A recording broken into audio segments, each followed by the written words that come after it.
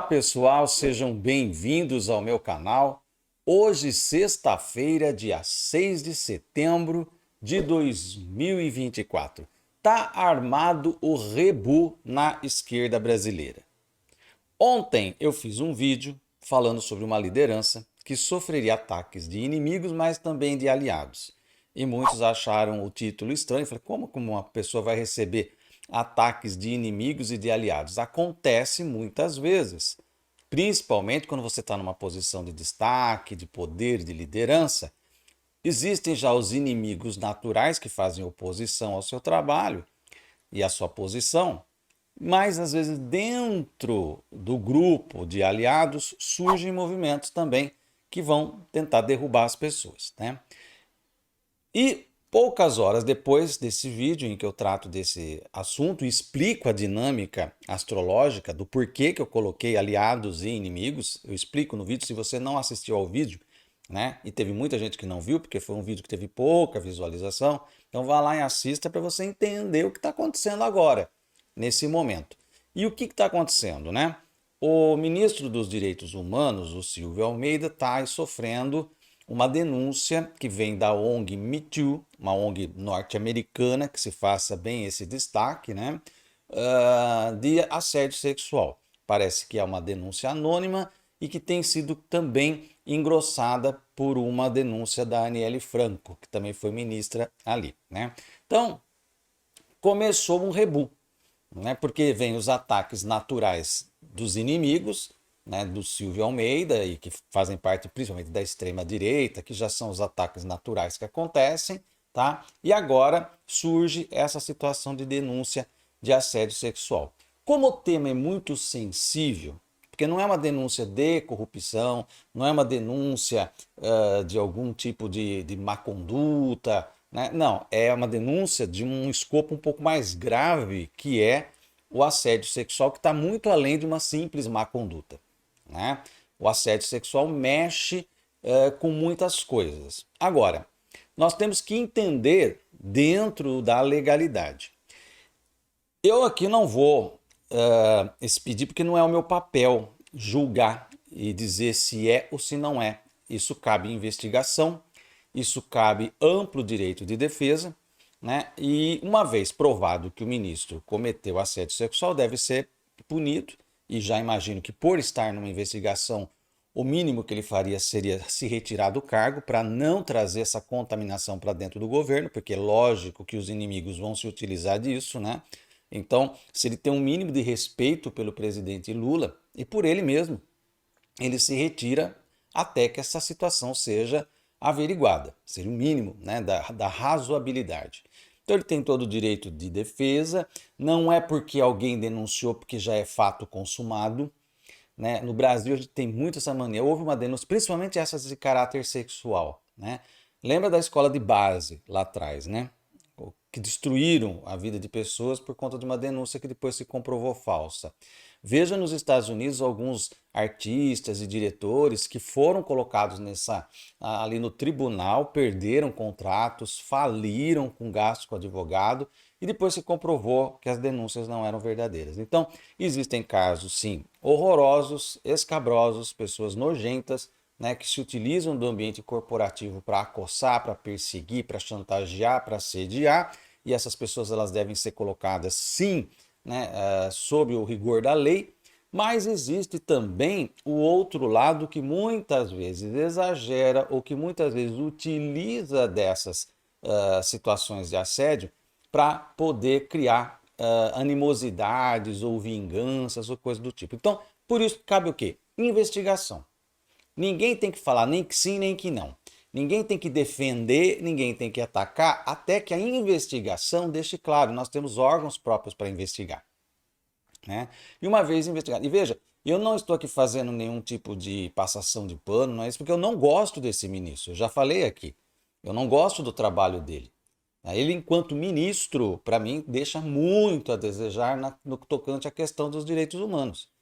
Nós estamos vendo aí descalabros assim acontecendo no país e ele, né, ele fica num mundo mais acadêmico, ele gosta de ficar flertando, né, com as classes mais academicamente superiores e não desce ao chão, não faz o seu trabalho de base, onde acontecem os problemas mesmo de direitos humanos, inclusive problemas de assédios, de perseguições, de feminicídios que nós temos no nosso país, que é um país que tem números recordes dessas coisas.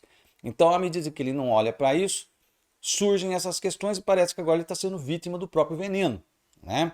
Então, a situação exige aí uma investigação. Eu sou a favor de que, até que se resolva esse perrengue, esse rebu, o ministro saia do cargo, para não contaminar o governo Lula, porque é tudo o que os inimigos do lado de lá querem, tanto a extrema-direita como a banda identitária, supostamente aliada ao governo, mas que, quando as coisas descambam para a questão sexual, para a questão identitária, é a primeira que começa a tacar pedra, é a primeira que se volta contra o próprio governo que elas mesmas apoiaram. Então, essa área identitária é uma área muito movediça. Ter apoio dessa galera é muito complicado, porque se você esquecer de falar todos, eles já te cancelam e já criam um inferno na sua cabeça, né? Então, temos que analisar tudo isso muito pontuado.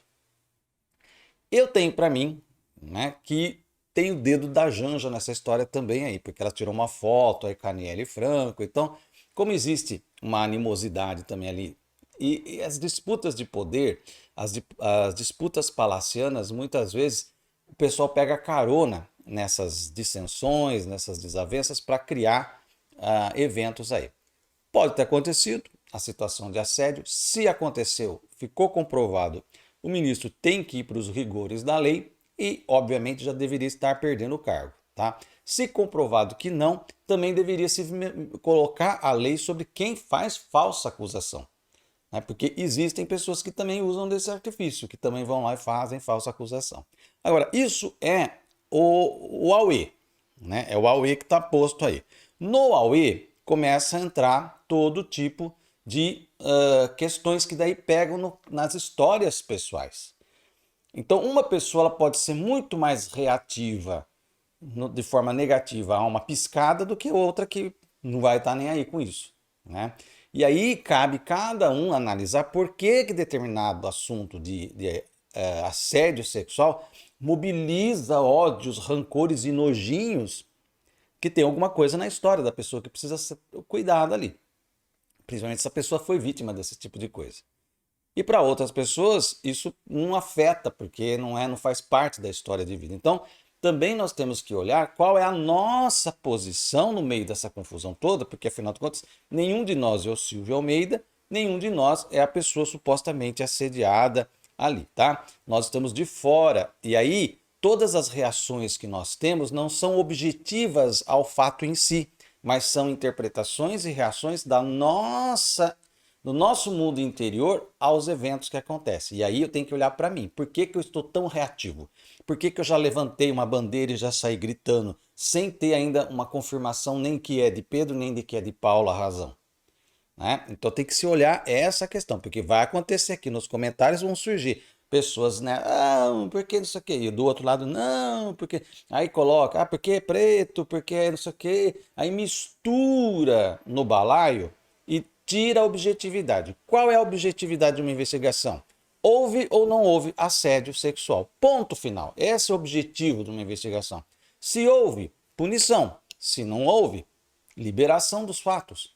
Mas vão contaminar com tantas outras pautas, e aí esse é o auê, né, a histeria que acontece no meio identitário, que perturba tudo, que cria chiadeira, que respinga depois no Lula, que não tem nada a ver com essa história, né? E aí acontece todo um auê, e quem é que ganha com isso? Uma extrema-direita que amanhã vai fazer a sua reunião nazi-fascista na Avenida Paulista e com certeza vai usar isso para criar o seu auê, para criar o seu rebu e tornar essa questão ainda maior e mais complicada do que já é. Então tá armado o rebu. Extrema-direita vai fazer seu auê, os identitários, supostamente aliados ao governo atual, vão fazer seu auê, chumbo de inimigo, chumbo de aliado, e aí quem perde? Quem perde é o Brasil. Por quê? Divide-se, né? E onde há divisão, há o dedo dos Estados Unidos interferindo para conseguir fazer seus movimentos. Antes de tomar qualquer ação precipitada, julgamento precipitado, respira, segura a criança ferida e olha com objetividade a situação. Objetividade qual é? Investigar. Houve ou não houve? E dependendo do que ficar acertado, tomar as devidas proporções e medidas. Ponto final. É isso. Fora qualquer discussão. Além disso, é problema das pessoas. É problema dos ranços, dos recalques e das coisas que as pessoas carregam aqui dentro delas. Vou mostrar aqui a situação astrológica do Silvio Almeida. Eu não tenho a hora de nascimento, então eu vou olhar por meio de Firdária, que não precisa da hora. Firdária é apenas uma técnica, não é leitura de mapa natal. Não se faz mapa natal, consulta, né, para a pessoa que não tem hora de nascimento. Eu já falei 200 vezes aqui, tá? Mas assim, há algumas técnicas que no caso de personalidades aqui, eu faço alguns recortezinhos, mas que não deve ser usado assim numa consulta astrológica sem horário de nascimento, que fique bem claro isso. Então dá para eu ver assim 2 ou 3 pontinhos e ainda com muita reserva, mas eu vou mostrar aqui para vocês o que está se configurando aí na vida do ministro atual, não se sabe até quando, ministro dos Direitos Humanos, Silvio Almeida. Acompanha aqui comigo. Silvio Almeida nasceu no dia 17 de agosto de 1976, então a gente coloca aqui o mapa para o meio-dia, mas provavelmente não é essa a hora de nascimento, então eu não vou levar em consideração ascendente, né, o que já é uma perda muito séria numa leitura astrológica, porque o ascendente é o regente de todo o mapa, então já não dá para falar muita coisa por conta da gente não saber o ascendente, né? E mesmo a Lua, ela caminha alguns graus aqui durante o dia, então a gente não sabe exatamente. Ela estaria em Touro de qualquer forma, não importa o horário que ele nascesse no dia 17, é um dia em que a Lua estaria em Touro, mas ela pode estar um pouco mais aqui, um pouco mais ali, tá? Por conta dessa imprecisão. Os outros planetas não mudaria de posição, então a gente dá para olhar pelos outros planetas aqui, tá? Então aqui a gente já vai organizar algumas questões e eu vou ver a Firdária, porque a Firdária ela é um ciclo que se estabelece a partir apenas da data de nascimento, tá? No ciclo de Firdária, quando eu venho aqui, eu vejo que o Silvio Almeida entrou numa Firdária de Saturno no dia 17 de agosto de 2016, tá? E ele vai ficar nessa Firdária até o dia 17 de agosto de 2027.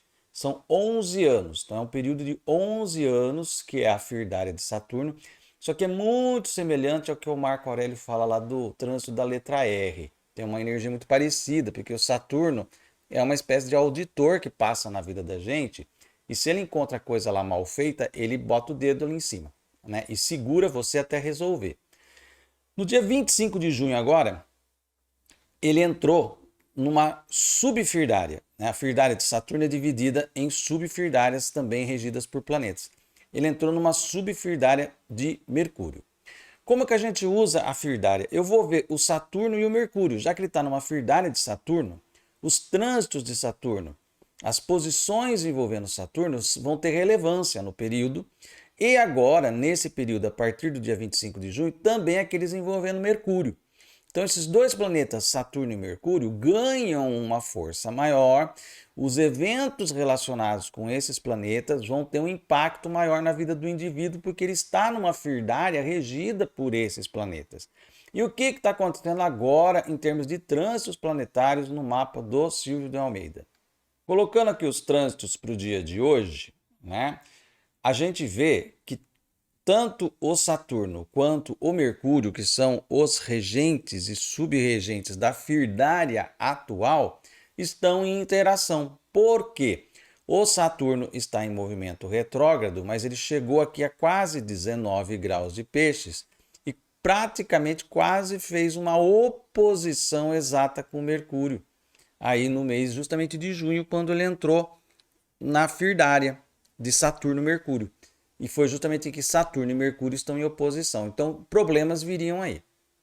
Problemas viriam aí, tá? Porque é uma oposição, é um aspecto negativo e é um aspecto do regente da firdária Saturno com o subregente da firdária, que é o Mercúrio, tá? E isso pode causar muita complicação, porque o Marte está aqui entrando, né, em Câncer, falei sobre isso ontem, a entrada de Marte em Câncer, e daqui a pouco ele entra.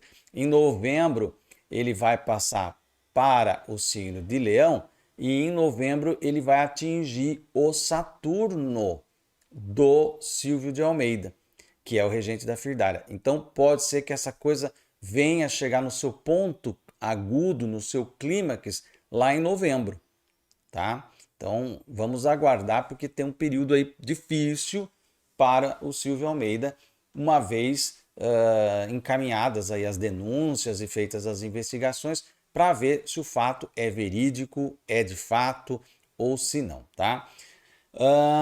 Ele acabou de ter também um trânsito de nó do sul sobre o Plutão dele aqui, né? E isso não é bom, porque é uma perda, né? Nó do sul normalmente é um ponto de perda, é um aspecto negativo, e quando ele passa por um planeta, ele debilita, ele torna esse planeta disfuncional. E Plutão é um planeta de perdas, né? E assim, a gente não sabe em que casa ele estaria, né? Como a gente não sabe o horário, não dá para definir casas aqui, não dá para saber o que ele rege, não dá para saber o que o Saturno rege. Seria muito importante ter o horário de nascimento para saber o que o Saturno rege, já que ele é o regente da Firdária. Se de repente ele tem Capricórnio ou Aquário aqui no meio do céu, regeria a posição dele, e sendo regente Saturno e corregente de Aquário, daria uma dica que realmente seria a sua posição no governo que ia rodar. Mas a gente não tem como dizer isso por falta do horário de nascimento, tá? Então fica aí em aberto. Por isso que eu não faço mapa sem horário de nascimento para pessoas, para atendimentos individuais. Aqui nos nossos estudos de fofoca astrológica, vamos dizer assim, dá para a gente dar uma olhadinha aqui, outra acolá, mas fica faltando elementos, né? Fica faltando elementos. Outra coisa que está acontecendo aqui é o Netuno, certo? Que por movimento retrógrado, ele está fazendo oposição com Marte aqui. Marte que tem a ver com a questão da sexualidade, no masculino, né? Toda essa área aí. Isso pode, veja bem, eu vou colocar esse pode entre aspas. E quando eu falo isso, eu não estou descredenciando a vítima que denunciou, porque as pessoas elas confundem tudo, sabe? Elas já vão para outro caminho, elas fazem raciocínios tortos em cima daquilo que eu falo. Eu estou falando aqui que pode, porque como Netuno é um planeta de coisas traiçoeiras, de mentiras e coisas, pode ser que a denúncia seja falsa. Ou pode ser que tenha acontecido mesmo o assédio e o fato da pessoa estar denunciando não é pelo assédio em si, mas é porque ela está pegando carona nessa situação para prejudicar, porque talvez esteja sendo orientada por grupos que tenham interesse em criar esse rebu, tá? É uma possibilidade por conta desse Netuno aqui. Seria interessante também saber qual a casa que o Netuno rege, a gente teria maior apuro para poder entender o que está acontecendo aqui, tá? Fato assim, que o quadro não está muito favorável aqui, né? Ele está também com Urano fazendo conjunção com o Júpiter, que traz reviravoltas aí, né? Súbitas, traz mudanças na sorte, no destino da pessoa, que aí provavelmente são rasteiras e coisas que acontecem nesse sentido, tá certo? E olha só, né? A Lilith, que tem a ver muito com essa questão do feminino que foi ferido, que foi abusado e tudo mais, está passando sobre o Plutão dele, né? O que tem um indicativo que tem alguma coisa estranha aí também, né? Da mesma forma que existe esse lado que mostra que tem aí provavelmente uma conspiração, mas não significa que o motivo da conspiração não seja real, tá? Apenas se está usando isso para criar um auê maior, né? Extrapolar a investigação vítima e abusador para fins de manipulação política, tá? E essa Lilith aqui pode ter um indicativo que realmente tem uma situação complicada andando aí em relação ao feminino, tá? Então são coisas bastante perigosas, né? E ele tem no seu mapa natal a conjunção Quiron-Lilith, né? Isso aqui também traz a possibilidade, o Quiron fala do masculino ferido, da misoginia, a Lilith fala do abuso contra as mulheres, né? E tudo isso com um nó do sul próximo aqui. Então, tem alguns indicativos, mas ainda precisamos de mais elementos. Astrologicamente não dá para cravar por falta de horário, né? Não dá para dizer, mas tem algo estranho aí, tá? Tanto do lado dele quanto do lado da denúncia. E aí somente uma investigação objetiva, sem chiadeira, sem histeria, né, sem recalques, é que pode trazer à luz do que é a verdade nesse fato. Mais uma vez eu vou reforçar aqui, porque eu fico assim emputecido da vida quando eu falo uma coisa e a pessoa distorce de acordo com a sua histeria. Ela entra no modo histérico, reativo, então ela acha assim, porque você falou uma determinada palavra, você já está passando pano, porque você já está defendendo. Então ela começa a entrar na loucura que é dela. Então você fique com a sua loucura, com o seu recalque, com a sua histeria. Isso pertence a você. O que eu estou fazendo aqui é uma leitura isenta, né, mostrando as forças astrológicas que estão ali e que mostra que tem coisa esquisita nessa história de um lado e de outro, tá? Então não há, talvez não haja inocentes nessa história, tá? E não existam vilões absolutos e vítimas absolutas. Aliás, eu nunca aceitei essa visão de que existe o vilão abusador e que existe a vítima coitadinha. Existem umas simbioses, umas questões aí que precisam ser entendidas. Já falei sobre o triângulo de Karpman aqui, que é uma das estruturas da psicologia, principalmente da análise transacional, que vem lá do Eric Berne, que mostra essas posições de salvador, algoz e vítima. Tem uma simbiose. As pessoas precisam estudar essas coisas, precisam ler, precisam entender essas dinâmicas humanas e parar de ficar entrando em defender bandeira de X, Y, Z, H, entendeu? As pessoas elas são muito reativas, elas já tomam partido. Então, uma mulher denunciou um cara de assédio, pronto, já é assediador, carimbou na cabeça da pessoa, não precisa nem ter investigação nem julgamento, já é, pronto, né? É um exagero. Ou às vezes o cara cometeu um baita de um assédio, mas por quê? Por exemplo, o Trump, né? Branco, né? É o WASP, né? Quantas denúncias de assédio tem? Passou-se pano, virou até presidente dos Estados Unidos, né? Então, há momentos em que se usa a passação de pano para liberar abusadores e enaltecê-los. Vamos lembrar do Pintou um Clima, que ficou por isso mesmo, né? Cadê? Cadê a investigação do Pintou um Clima? Estão lembrados? Né? Então, assim, das menininhas menor de idade venezuelanas ali, né? Então, assim, passou-se o pano nisso.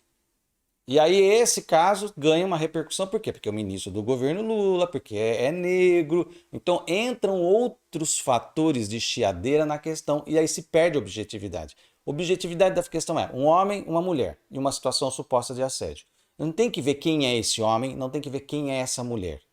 Qual a posição, o poder, o destaque, o rótulo. Existe uma situação de assédio. Vamos investigar a situação de assédio. Houve, não houve? Há elementos comprobatórios? Há. Ok, pune-se então quem fez o abuso. Não há elementos comprobatórios? Ok, por que fez a denúncia? O que tem por trás disso? Objetividade, gente, sem ficar sapateando. Ai, abuso, ai, assédio, ai, isso aqui. Do outro lado, mulherada, feminazi, isso aqui. Vira uma chiadeira ideológica, identitária, nazi-fascista do outro lado, né? Embora o nazifascismo aí não vai querer dar pauta pro Silvio Almeida. Se fosse, por exemplo, no caso lá, né, do Pintou um Clima, eles logo se colocaram a favor do Bolsonaro, né? E desqualificando a denúncia.